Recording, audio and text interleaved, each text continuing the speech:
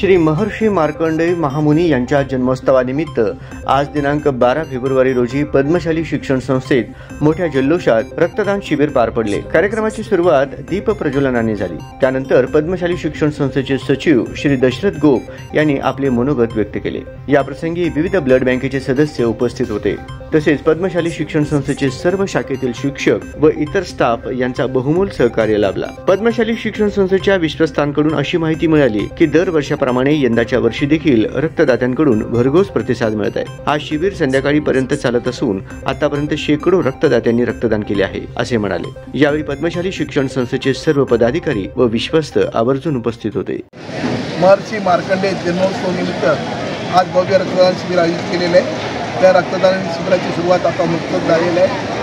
सकाळी 8 वाजता आपण पूजेनं मार्कंडेय पूजेने आरतीनं सदर रक्तदान शिबिराचं उद्घाटन केलेलं आहे। आजच्या रक्तदान शिबिरात एकूण 12 रक्तपेढींनी सहभाग घेतलेला आहे। त्यामुळे लोकांत आणि नागरिकांत आणि पालकांत सर्वात उत्साह निर्माण झालेला आहे। रक्तदात्याची भरपूर खूप चालू झालेली आहे आणि जवळजवळ आत्तापर्यंत आम्हाला 2100 रक्तदात्याची नोंद झालेली होती।